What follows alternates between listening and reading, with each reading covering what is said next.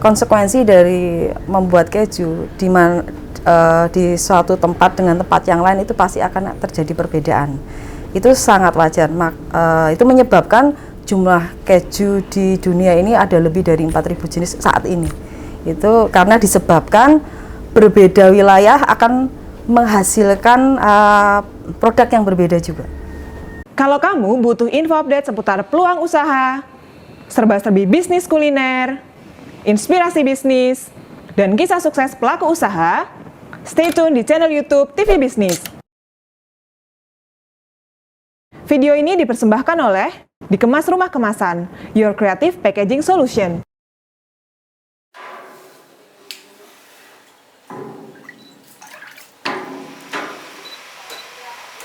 Assalamualaikum warahmatullahi wabarakatuh.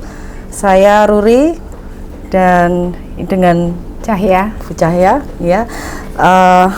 Kami selaku perintis dari Rumah Keju Jogja. Saya kebetulan sebagai ketuanya, kemudian Bu Cahya sebagai sekretaris.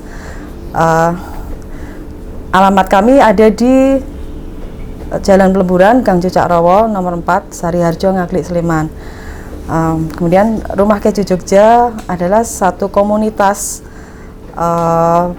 para pembuat keju, ya. Jadi kita dulu belajar bersama, diawali dengan belajar bersama, kemudian membentuk komunitas, dan akhirnya kami mulai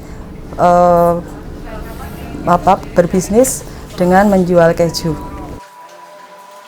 Awal Rumah Keju Jogja diawali belajar bersama membuat keju, ya. Jadi pada waktu itu ada yang mengajak untuk belajar membuat keju, dan kami sendiri tidak menyangka bahwa membuat keju itu bisa di rumah, tidak harus buatan pabrik, ya, seperti itu.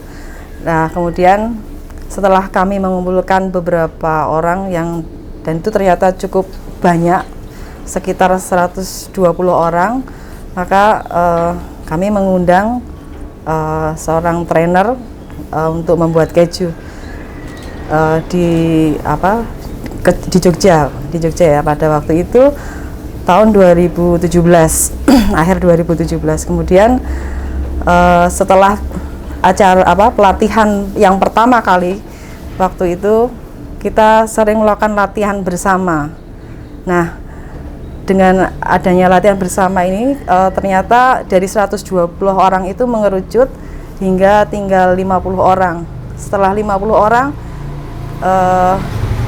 kita masih tetap konsisten untuk saling berdiskusi, belajar bersama. Pada akhirnya mengerucut lagi tinggal sekitar 20 orang.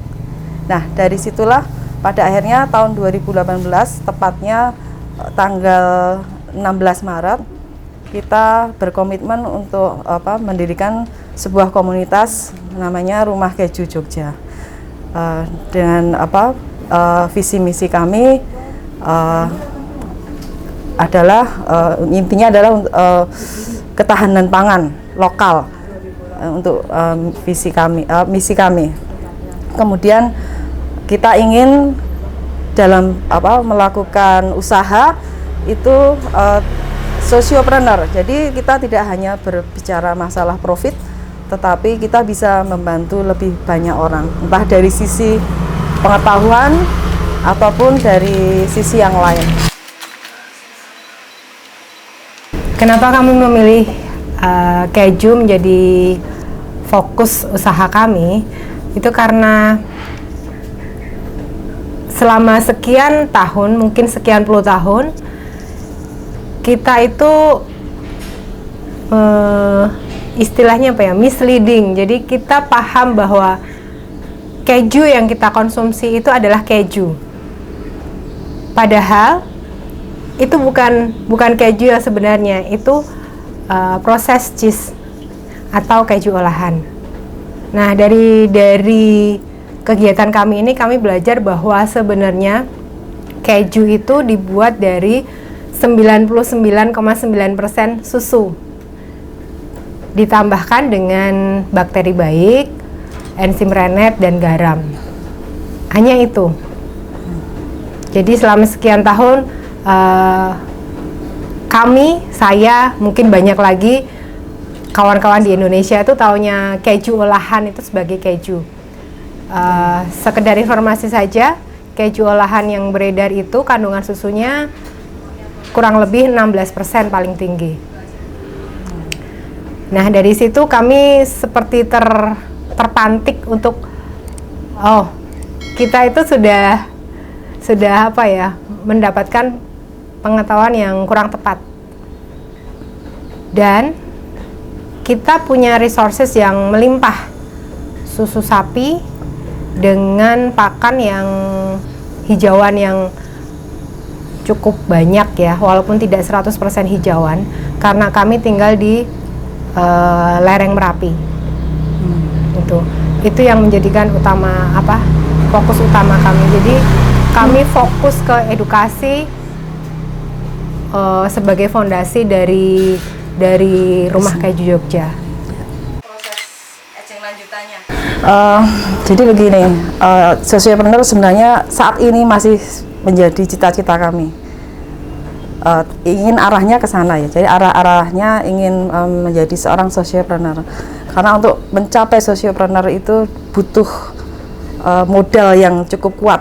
Jadi modal itu tidak hanya dari segi materi tapi secara mental juga. Jadi yang kami syukuri adalah teman-teman di Rumah Keju Jogja sangat solid sampai saat ini untuk bisa tetap berpegang teguh untuk untuk mencapai sociopreneur itu sendiri. Jadi harapan kami nanti kami sudah kuat secara mandiri, berdiri sendiri, bisa menghidupi yang di dalam dengan layak, atau harapan kami juga tujuannya mencapai fair trade-nya itu. Nah, itu nanti bisa mencapai sociopreneur dengan memberikan manfaat seluas-luasnya kepada masyarakat ya, selain kepada kami sendiri di Rumah Keju Jogja. Awalnya kami memang lebih fokus ke workshop ya.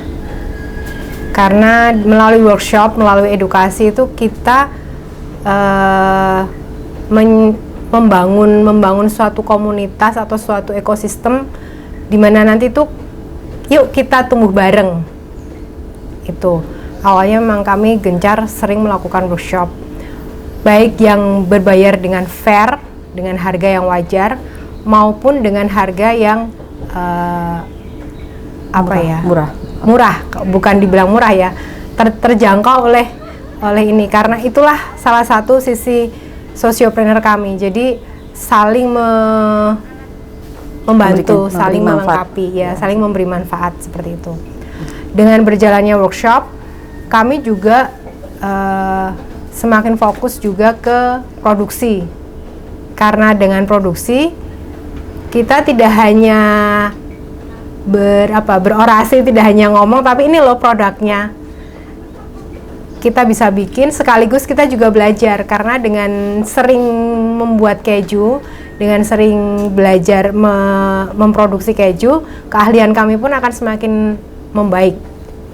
Itu kunci kami, yaitu persistence. Kami melakukan sesuatu yang lebih baik dan lebih baik tiap harinya.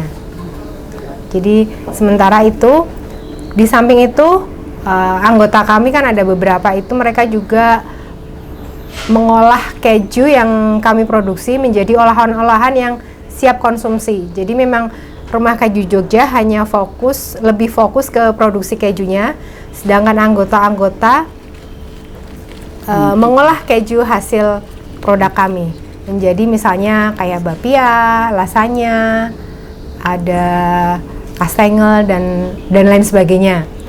Begitu. Kalau jenisnya ada 9 yang sudah kami produksi, yang termasuk fresh cheese maupun aging cheese ya. Jadi kalau fresh cheese, keju yang fresh ya biasanya tidak memerlukan waktu lama untuk proses produksinya. Tapi kalau aging cheese biasanya butuh lebih dari sebulan biasanya.